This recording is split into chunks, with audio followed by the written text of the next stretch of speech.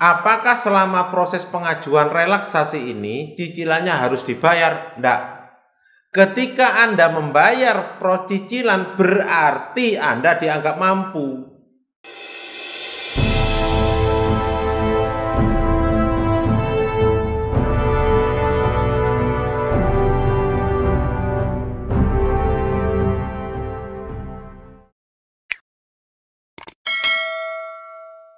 Ya, pada kesempatan ini ada satu pertanyaan terkait dengan masalah KPR. Ya.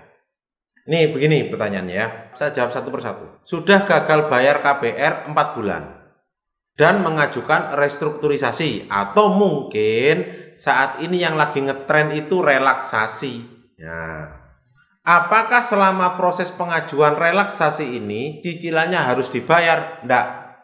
Ketika Anda membayar cicilan berarti Anda dianggap mampu, sehingga kemungkinan besar relaksasi Anda tidak disetujui karena Anda masih mampu. Inilah bejatnya hukum perbankan di Indonesia.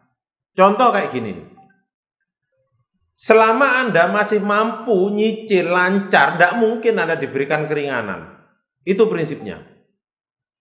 Ya, jadi selama Anda masih mampu, kenapa harus diberikan keringanan? Keringanan itu hanya untuk orang yang tidak mampu.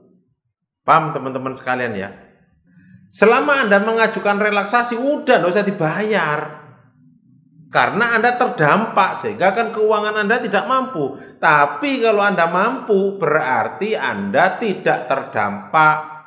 Sehingga tidak mungkin diberikan relaksasi, apalagi KPR-nya di bank swasta. Kalau bank pemerintah ada yang langsung diberikan relaksasi. Ya. Jika masih gagal bayar setelah pengajuan restruk tidak disetujui, apakah rumah tersebut akan disita? Enggak. Apakah akan dilelang? Bisa jadi. Tetapi saran saya, ini kan ada sesuatu yang bagus untuk Anda jadikan alasan. Ketika relaksasi Anda tidak setuju, kirim surat kemana-mana. Ke OJK, kalau Anda bank ada pengawasan perbankan. Kirim surat bahwa Anda adalah nasabah yang baik. Hanya saja karena terdampak dengan relaksasi, maka kredit Anda tidak berjalan dengan baik. Sehingga dengan disuratin kemana-mana biasanya berhasil itu. Anda dikasih relaksasi. Kalau tidak berhasil Pak, ya berarti dilelang. Kalau tidak dilelang Pak, dicesi. Kalau tidak dicesi, bank akan maksain Anda AIDA. Apaan itu Pak? Nah, lihat di video-video saya sebelumnya. Sudah saya jelasin semua itu. Pak, apakah selama proses penyitaan atau proses lelang saya akan diusir dari rumah? Enggak. Yang bisa mengusir Anda dari rumah hanya pengadilan. Selama Anda diproses lelang, dilelang, kemudian di bank itu tidak bisa nyita loh.